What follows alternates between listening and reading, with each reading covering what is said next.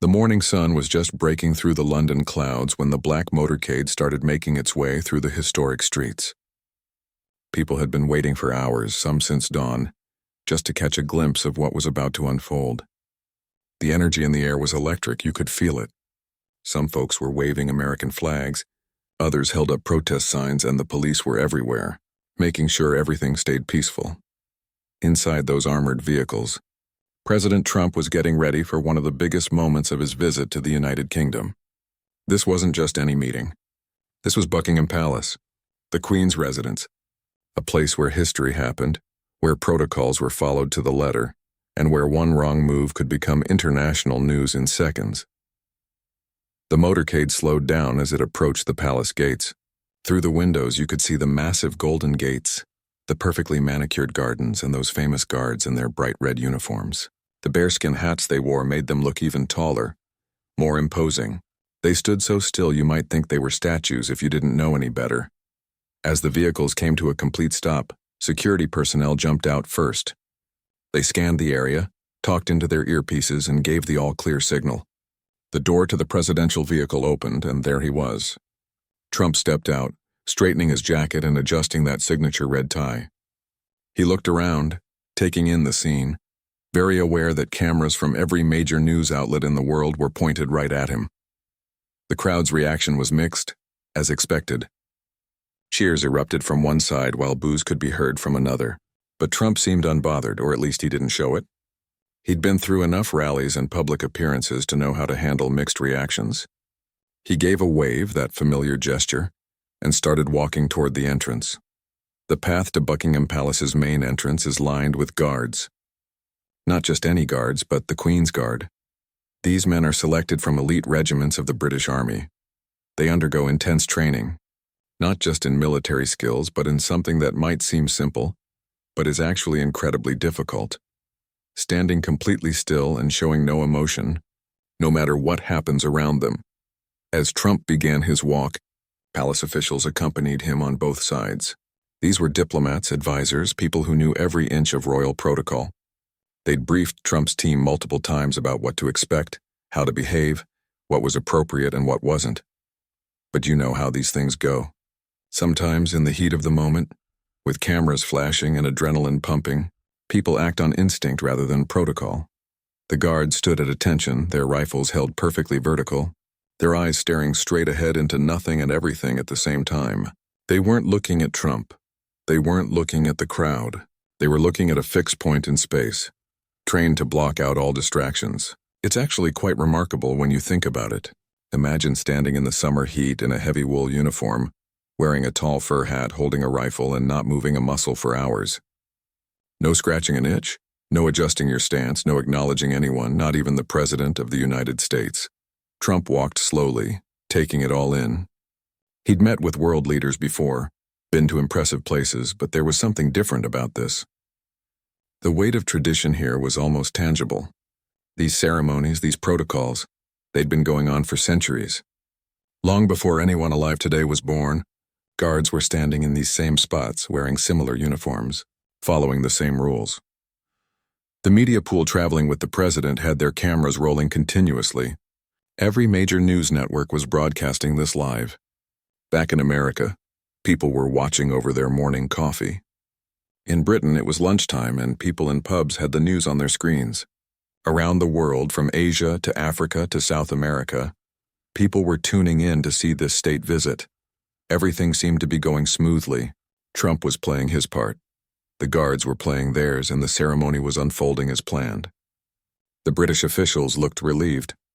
State visits are incredibly complex to organize, with thousands of details to manage, and so far everything was on schedule and proper. But then something happened that nobody had planned for. Something that would turn this routine ceremonial walk into a viral moment that would be replayed millions of times. As Trump passed by the row of guards, something caught his eye. Maybe it was the impressive stance of one particular guard. Maybe it was an impulse to be friendly, to make a connection. Maybe it was just American informality clashing with British formality. Whatever the reason, Trump made a decision that would create one of the most talked about moments of his presidency. He slowed his pace even more, almost coming to a stop. The officials beside him noticed but didn't immediately understand what was happening. And then, in front of all those cameras in front of the world, President Trump did something that broke with protocol. He turned slightly toward one of the guards and extended his hand for a handshake. It was a friendly gesture, the kind of thing that's second nature to politicians. You see someone, you shake their hand. Simple, right? Except nothing is simple at Buckingham Palace. And what happened next would stun everyone watching. The moment Trump's hand extended toward the guard, time seemed to slow down.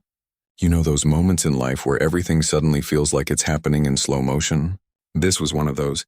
The guard, a young man probably in his mid-20s, stood completely motionless. His rifle remained perfectly vertical against his shoulder. His eyes didn't flicker, didn't shift, didn't acknowledge the hand being offered to him. For Trump, this must have been strange. Think about it.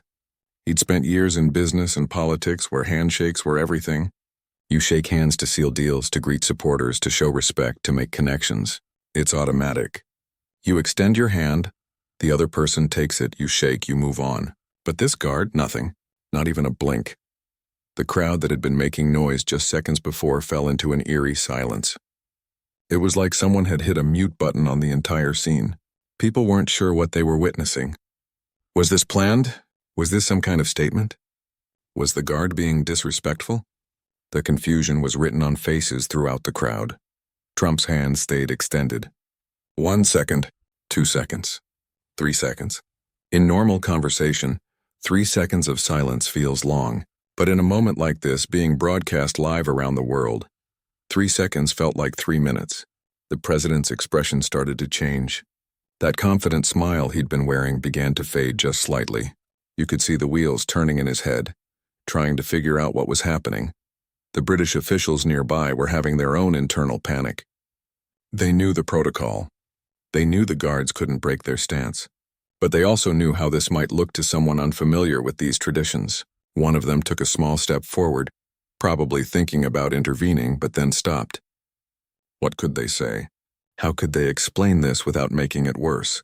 Behind Trump, his own security detail were trying to maintain their professional composure, but even they seemed caught off guard by the situation. One agent's eyes darted between Trump and the guard, as if willing the guard to just take the hand and end this awkward moment. But the guard was like a statue carved from stone, absolutely unmoved. What people watching at home didn't fully appreciate was the incredible discipline this required from the guard. This wasn't just some random soldier. This was someone who had been through months, maybe years of training specifically for this role. The Queen's Guard are taught to ignore everything. People try to make them laugh, tourists wave flags in their faces, kids sometimes even try to touch them. But they stand firm. That's their job.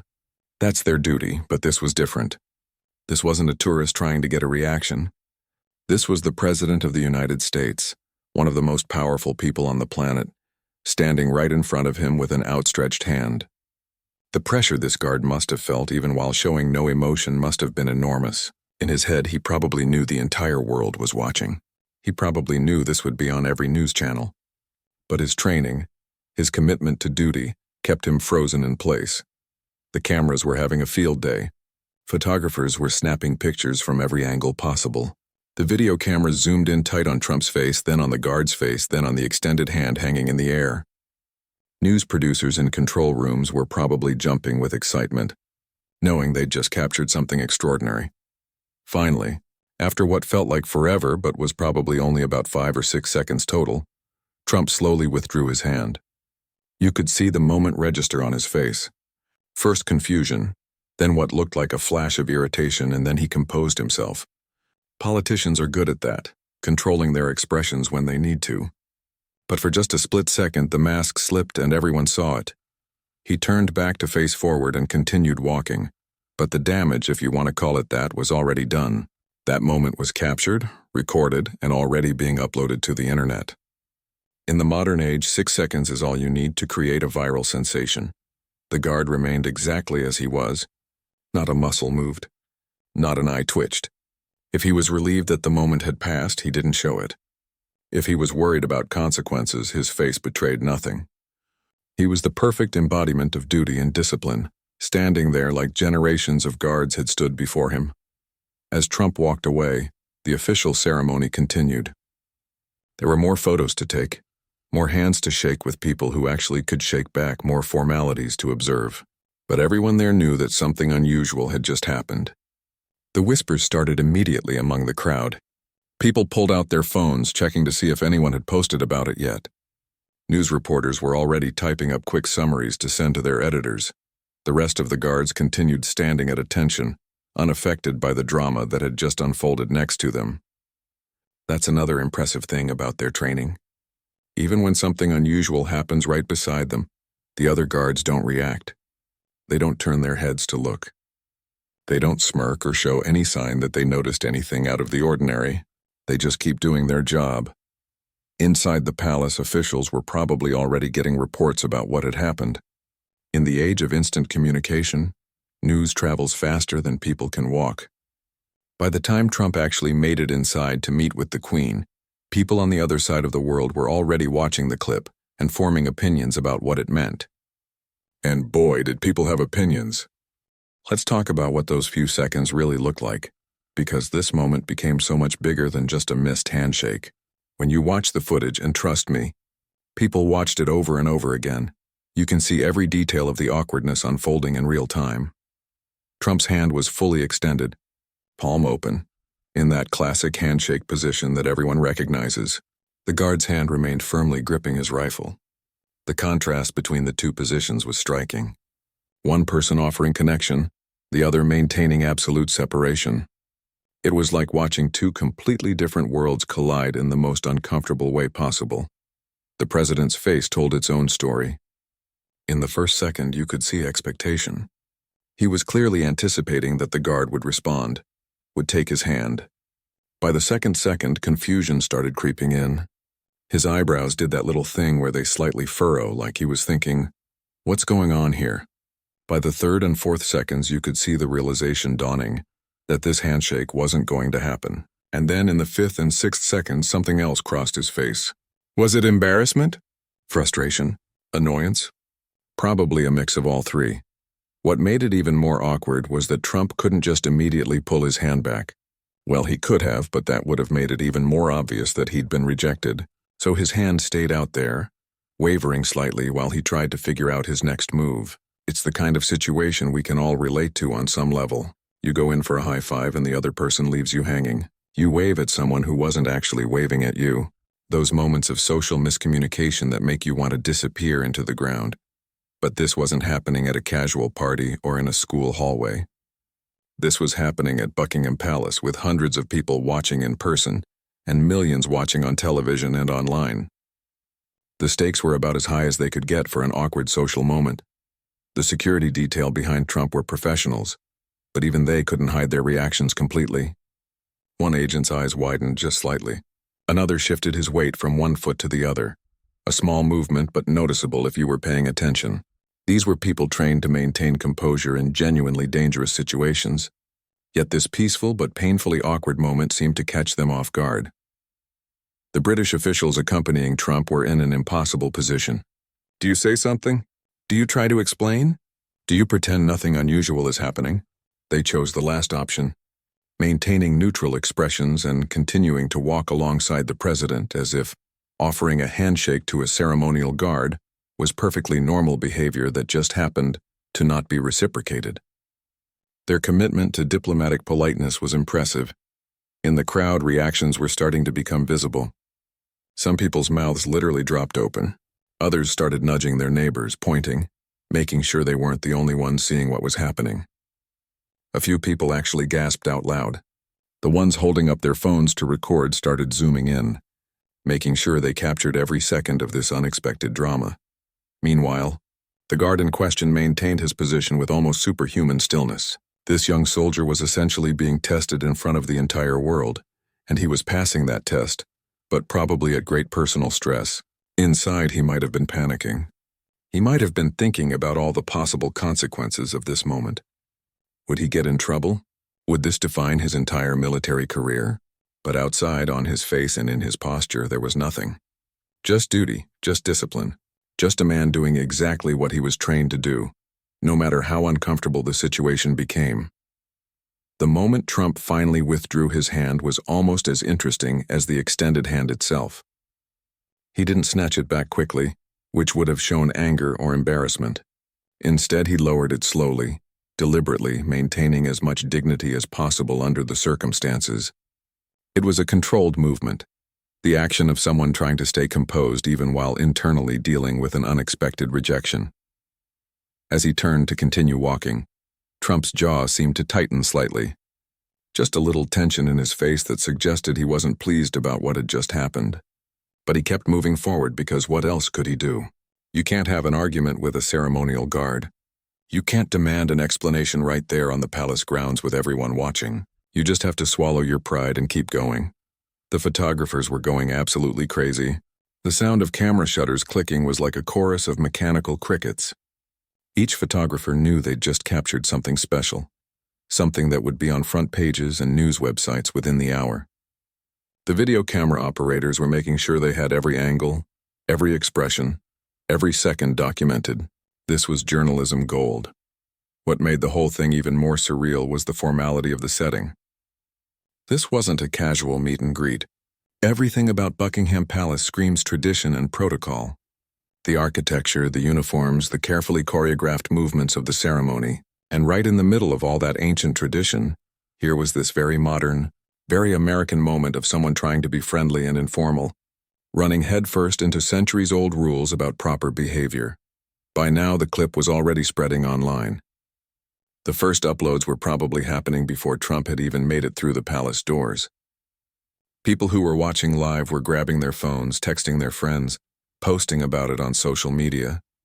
The internet was about to explode with reactions, but Trump and his team didn't know that yet. They were still focused on getting through the rest of the visit, without any more incidents. Within 2 minutes of the handshake attempt, the first tweet went out. Within 5 minutes, there were hundreds. Within 15 minutes, thousands. The internet had gotten hold of this moment, and there was no stopping what came next. Someone with the handle at a major news account posted the video with a simple caption, "Did this just happen?" The retweets started immediately. Then came the quote tweets, each adding their own commentary, their own spin, their own interpretation of what they just witnessed. The algorithms that run social media platforms detected the surge of engagement and started pushing the content to more and more people. It was like watching a digital wildfire spread. The hashtag appeared almost instantly. Someone clever coined it, and within minutes everyone was using it. The phrase captured the moment perfectly, and suddenly you couldn't scroll through any social media platform without seeing it. The hashtag was trending not just in the UK or the US, but globally. Japan, Brazil, Australia, South Africa, people everywhere were watching and commenting. The reactions were all over the map, and they divided along predictable lines, though there were surprises too. Some people thought it was hilarious. The memes started flowing immediately. Someone put sunglasses on the guard with the caption, "Deal with it." Another showed the guard's face with text saying, "Not today." There were comparisons to famous movie scenes, to video game characters, to other viral moments. The creativity was impressive if you stepped back from the politics of it all. Others defended the guard fiercely. Comments poured in praising his discipline and professionalism. People pointed out that he was just doing his job, following protocol, showing respect for tradition. Military veterans from various countries chimed in, explaining how difficult it actually is to maintain that level of composure under pressure. The guard became an overnight hero to many, a symbol of duty and dedication. Then there were those who saw it differently. They thought the guard should have made an exception. After all, this was a sitting president, a head of state, a guest of the nation. Some argued that a simple handshake wouldn't have destroyed centuries of tradition, and that by refusing, the guard had created an international incident. The debate got heated fast, with people on both sides absolutely convinced they were right. News outlets were scrambling to cover the story. It started with online news sites, the ones that can publish instantly without waiting for print deadlines or scheduled broadcasts. They pushed out quick articles with the video embedded, basic descriptions of what happened, and some quick reactions from people they could reach immediately. Then the cable news networks picked it up. Breaking news alerts went out. Regular programming was interrupted for live coverage and analysis. Television producers were calling in experts. Royal historians were suddenly in high demand. asked to explain the protocols and traditions behind the Queen's Guard. Military analysts talked about the training these soldiers undergo. Political commentators debated what this meant for US-UK relations. Everyone had an angle, everyone had a take, and everyone wanted to talk about it. The video was being slowed down, analyzed frame by frame. People looked at Trump's facial expressions, trying to read his emotions second by second. They looked at the guard's eyes, searching for any hint of reaction. They examined the background, watching how other people responded. Every detail was picked apart, discussed, debated. International media joined in quickly. British newspapers were having a field day with it, some defending their guard, others cringing at the diplomatic awkwardness. American media split along political lines as expected. Conservative outlets generally downplayed it or criticized the guard. Liberal outlets used it as an example of Trump's improper behavior or lack of understanding of protocol. European, Asian, and other international media had their own perspectives, often finding the whole thing amusing evidence of American informality clashing with European formality. On talk shows and radio programs, it became the topic of the day. Callers phoned in with their opinions. Some thought people were making too big a deal out of nothing. Others saw it as symbolically important, though they disagreed about what exactly it symbolized. The discussions got philosophical sometimes, touching on questions about respect, tradition, duty, politics, and cultural differences. The video started getting edited and remixed. Someone added dramatic music to it. Another version had movie sound effects. One creative person set it to classical music, making it look like a ballet of awkwardness. The parodies kept coming, each one getting thousands of views, likes, and shares. Comedy accounts were having their best day in months. Meanwhile, behind the scenes, public relations teams were dealing with the fallout.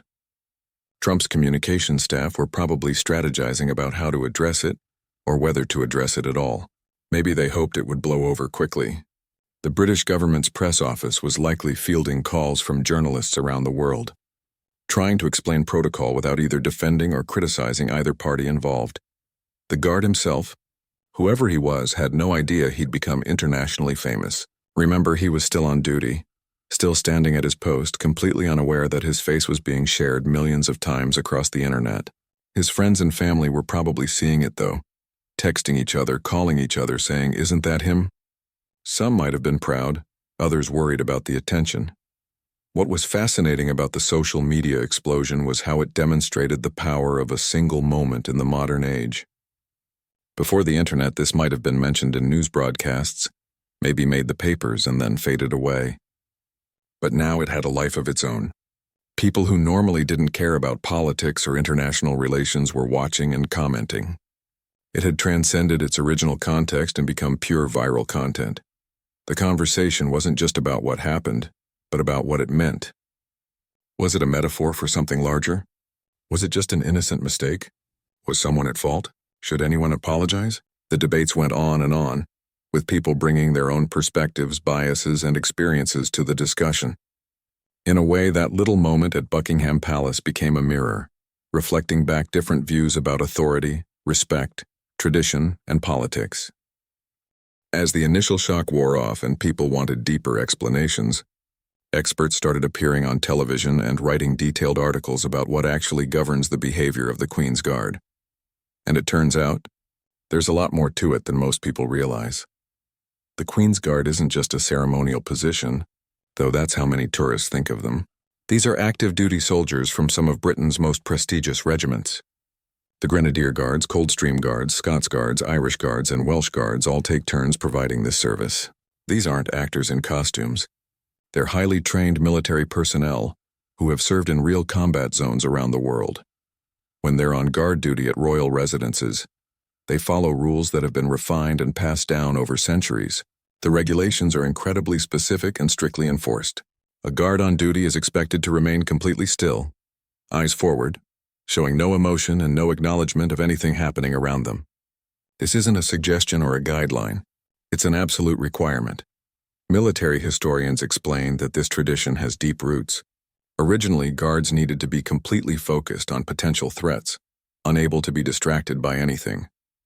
If enemies knew they could distract guards with conversation or gestures, the security of the monarch would be compromised. So the rule became total focus, zero interaction. Even though the nature of security threats has changed dramatically over the centuries, the tradition remains. There are stories, many of them documented and verified, of the incredible things guards have endured while maintaining their posts. Guards have stood through rainstorms, snowstorms, and brutal heat. They've been insulted, mocked, and had objects thrown at them. Tourists have tried everything imaginable to get a reaction, from making silly faces to telling jokes to even attempting to physically interfere with them. The guards remain unmoved. One expert on a news program explained that guards are actually authorized to take action if someone physically threatens them or interferes with their duties. They can shout warnings, they can stamp their feet in a specific pattern that signals they're about to move, and if necessary, they can use force. But for anything less than a genuine security concern, they're expected to be like statues. The training for this role is intense. Soldiers don't just walk into this position. They go through specialized preparation that includes learning to stand absolutely still for extended periods, practicing maintaining composure under provocation, and understanding the deep historical significance of their role. It's both a physical and mental challenge. Try standing completely still, not moving at all, not scratching an itch, not shifting your weight for even 10 minutes. It's harder than it sounds. These guards do it for hours. But then came the counter-argument. Some people pointed out that while protocol is important, diplomacy sometimes requires flexibility. Throughout history, there have been moments when strict rules were bent or adjusted to accommodate important situations. Several commentators noted that when the Queen herself is present, guards have been known to present arms or make other ceremonial movements that technically break their statue-like pose. Couldn't an exception have been made for a visiting head of state? The debate got interesting here because it touched on something fundamental. What matters more, tradition or the present moment?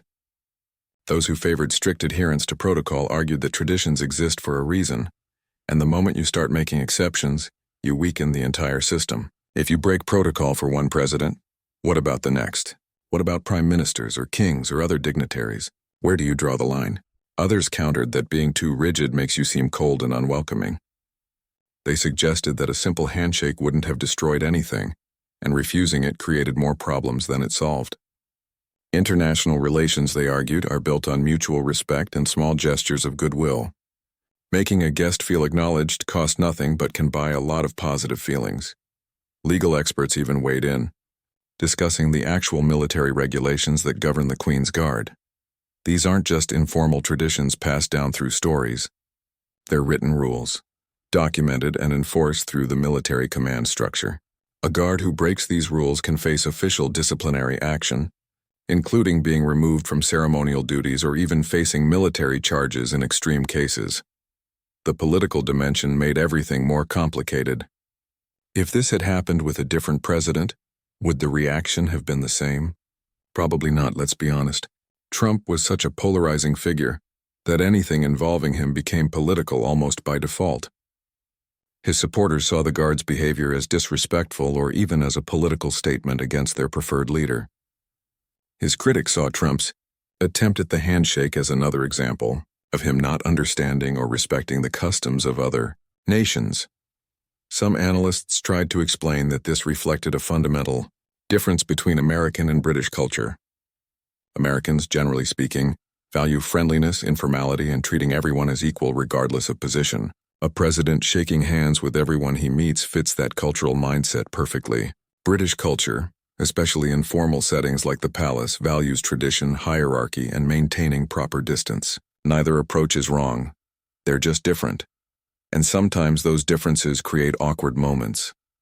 Military veterans from various countries shared their perspectives online and in interviews. Many expressed sympathy for the guard, understanding the impossible position he'd been put in. Others said they would have handled it differently, though they acknowledged they couldn't know what they'd really do in that exact situation. A few suggested that the guards' training and adherence to duty should be commended, regardless of how anyone felt about the optics. The conversation also touched on what this meant for regular soldiers serving in ceremonial roles. These guards are real people with real feelings, but they're expected to essentially become objects when on duty. Is that fair? Is it asking too much? Or is it simply the nature of certain military positions? The philosophical questions kept expanding outward from that single moment outside Buckingham Palace. What became clear through all the analysis and debate was that there was no simple answer. This wasn't a situation with an obvious right and wrong. It was a collision of different valid perspectives, different cultural expectations, and different ideas about what matters most in diplomatic and ceremonial settings. Buckingham Palace is an institution that has survived centuries of drama, scandal, and controversy by mastering one key skill: saying just enough without saying too much. When the world started demanding answers about the handshake incident, the palace's response was a masterclass in diplomatic communication. The official statement came several hours after the incident, which itself was notable. The palace doesn't rush to respond to every bit of gossip or viral moment. By waiting, they signaled that while they acknowledged the situation, they weren't treating it as a crisis.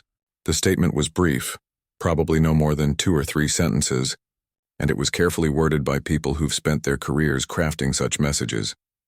The essence of the statement was simple. The Queen's Guard follow strict ceremonial protocols that apply to everyone, without exception. They didn't mention Trump by name. They didn't criticize or defend anyone. They simply stated a fact, reminding everyone that these protocols aren't personal, they're institutional. It was the kind of response that's hard to argue with because it doesn't actually take a position on whether what happened was good or bad. It just explains why it happened. Behind the palace walls, though, things were probably less calm.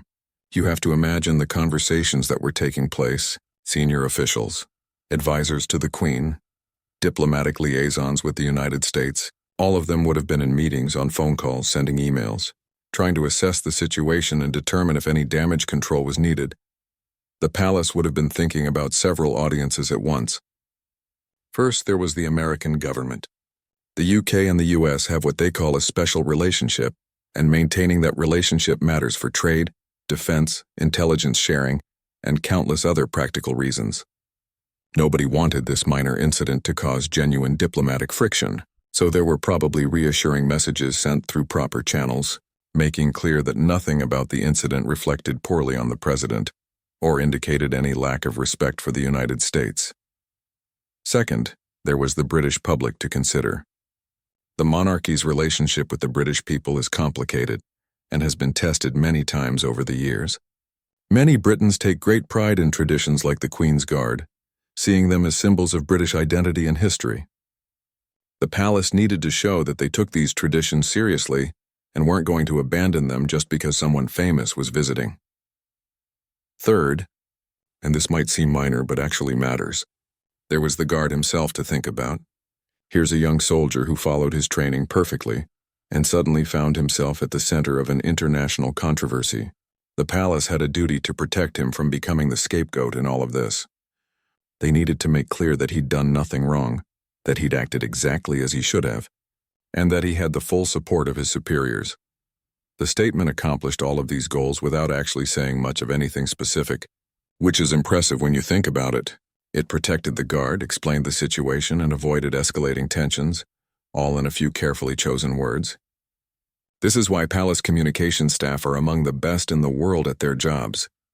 What the palace didn't do was almost as interesting as what they did do. They didn't offer any kind of apology, which would have implied that something wrong had occurred. They didn't criticize Trump for attempting the handshake, which would have been diplomatically disastrous. They didn't make a big deal out of the incident by calling a press conference or having senior officials comment on it extensively. They gave it just enough attention to show they were aware of it, but not so much attention that they amplified it further. Inside the palace, decisions were being made about the guard's immediate future. Should he be rotated off duty early to avoid more attention? Should he be kept at his post to show that nothing unusual had happened? They chose the latter. The guard finished his shift as normal, was relieved at the proper time, and walked away just like he would on any other day. This sent a message. What happened was not a big deal, just protocol being followed as it always is. There's an interesting question about what was said to the guard in private. Did senior officers commend him for his discipline? Did they express concern about the attention? Did they just treat it like any other day?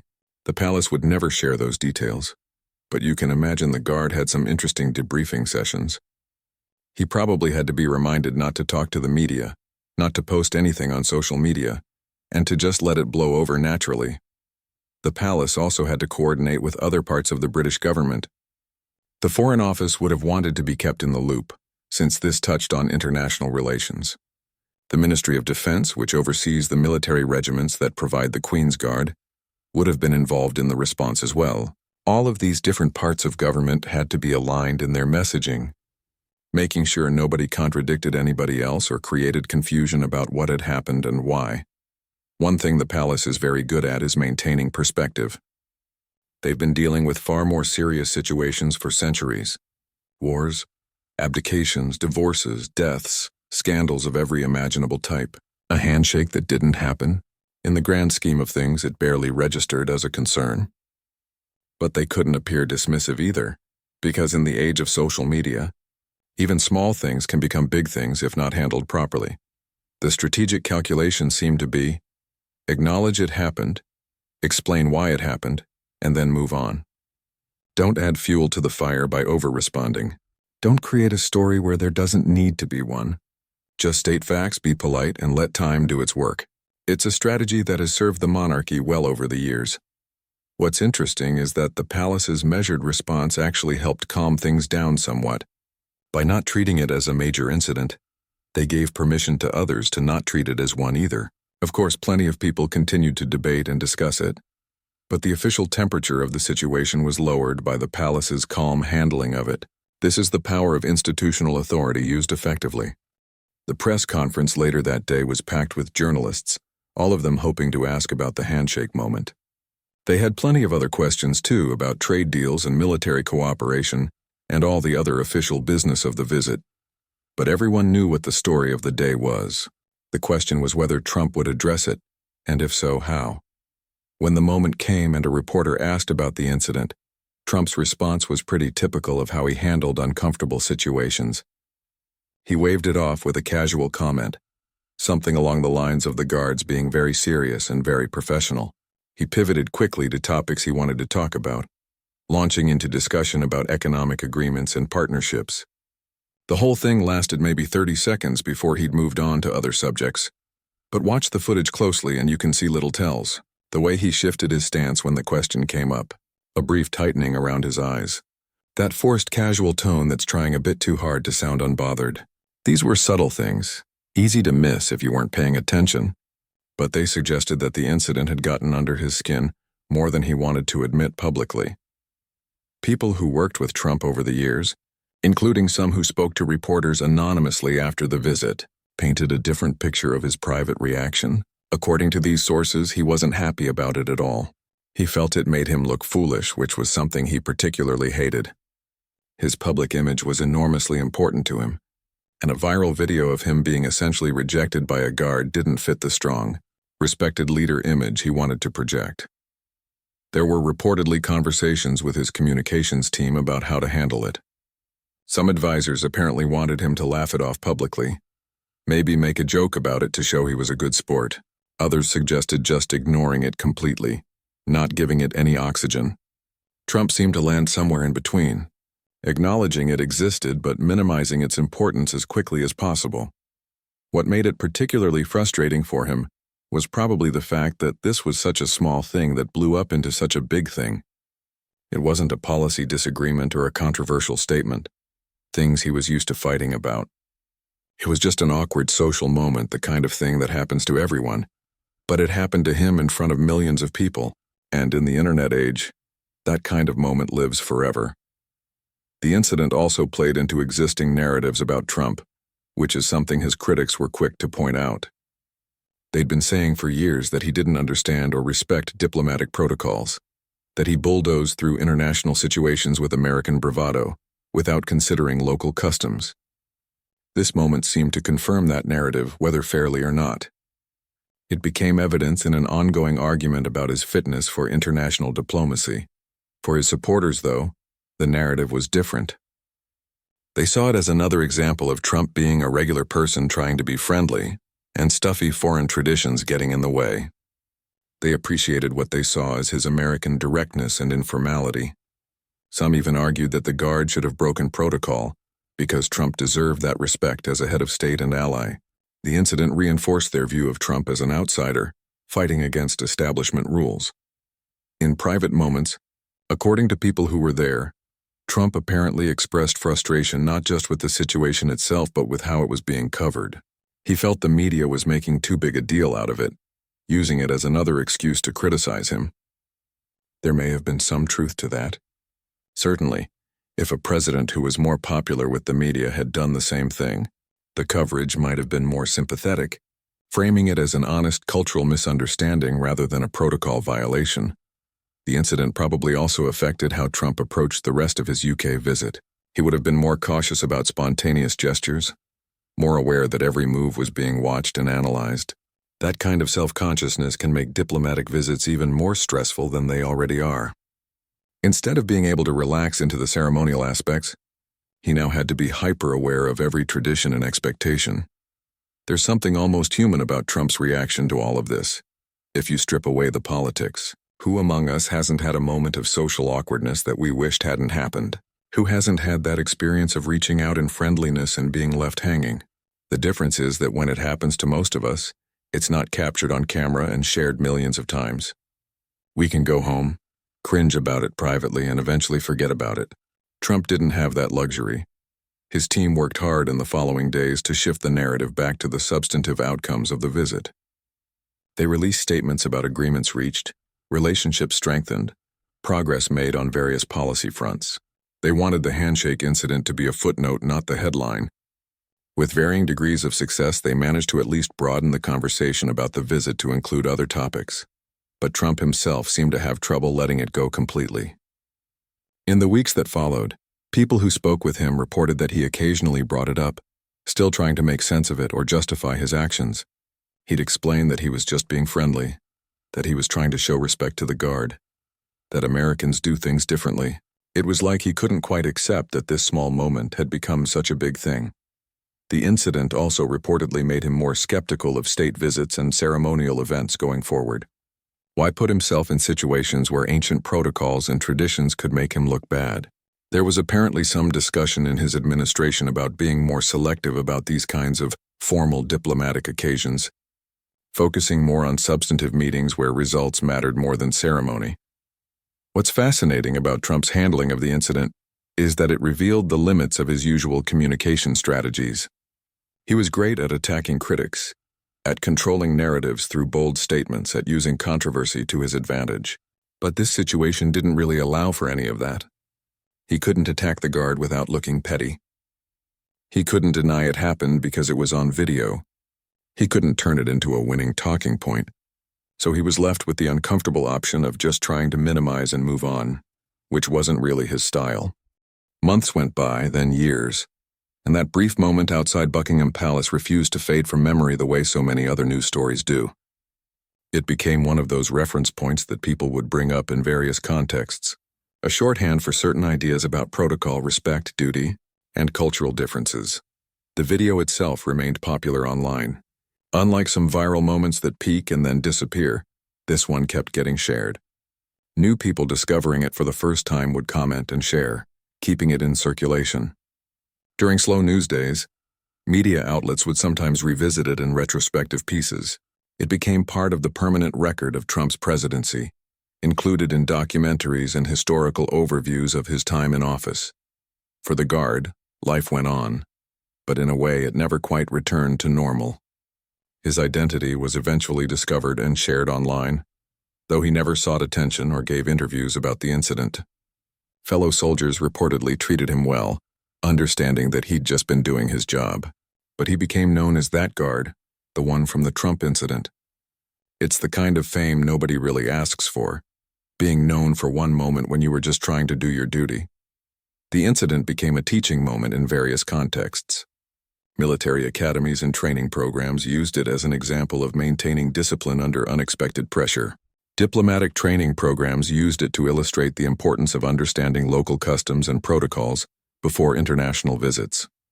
Business schools even used it in discussions about cross-cultural communication and the importance of doing your homework before important meetings. Political commentators continued to reference it when discussing Trump's approach to international relations. For his critics, it remained a symbol of what they saw as his lack of preparation and respect for diplomatic norms. They'd bring it up alongside other controversial moments from his international travels as evidence of a pattern. For his defenders, it remained an example of media and establishment overreaction to a minor, understandable mistake. The interpretation you chose said as much about your political views as it did about the incident itself. Interestingly, the incident also sparked a broader conversation about tradition and modernity. Was it time to rethink some of these ancient protocols? Or was there value in maintaining traditions precisely because they connected us to history and provided stability in a rapidly changing world? These philosophical debates went far beyond Trump or the specific guard, touching on questions about how societies balance preservation and progress. The tourism industry around Buckingham Palace certainly benefited from the renewed interest. The incident reminded people around the world about the Queen's Guard and the ceremonial traditions of the British monarchy. Tourist numbers at the changing of the guard ceremony reportedly increased. People wanted to see these famously stoic guards in person, maybe try to get a reaction themselves, though of course they never succeeded.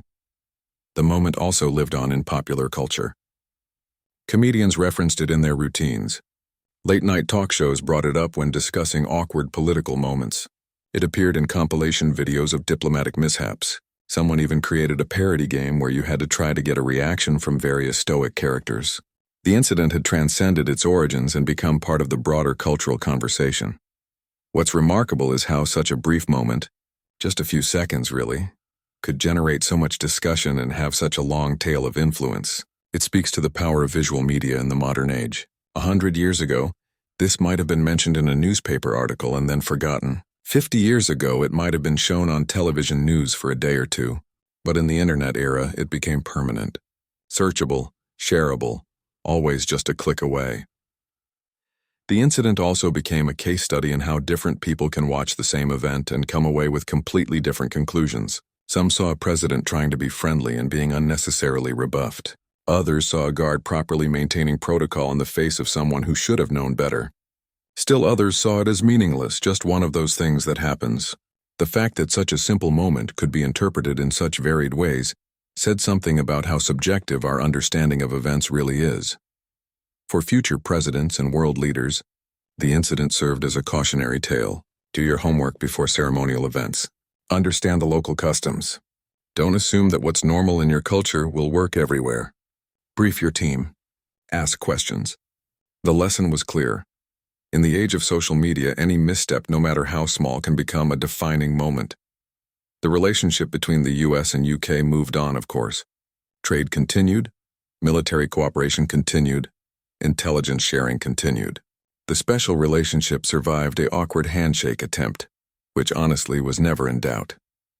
But the incident remained a small footnote in that relationship, a reminder that even between close allies, cultural differences and protocol challenges can create uncomfortable moments. Looking back, what's perhaps most interesting about the whole thing is what it revealed about our modern world. The speed at which information travels. The way social media can amplify small moments into major stories. The way people project their own views and biases onto ambiguous situations. The tension between tradition and informality. Between protocol and personality. The way a single moment can be interpreted in wildly different ways depending on your perspective. The guard, the protocol, the handshake, the awkwardness, the reaction, the debate, the lasting impact. It all came from just a few seconds of interaction outside a palace in London. It became a story that people told and retold, each time with their own emphasis, their own interpretation, their own lesson drawn from it. And that's probably how it will be remembered. Not as a diplomatic crisis or even as a particularly important event, but as one of those memorable moments that somehow captured something about its time. A collision of old and new, of American and British, of informal and formal, all playing out in real time in front of millions of watching eyes. The guard went back to his duties. Trump continued his presidency. The palace maintained its traditions. The world moved on to new controversies, new viral moments, new things to argue about on the internet. But somewhere in the digital archives, that video remains, waiting for the next person to discover it and form their own opinion about what really happened that day at Buckingham Palace.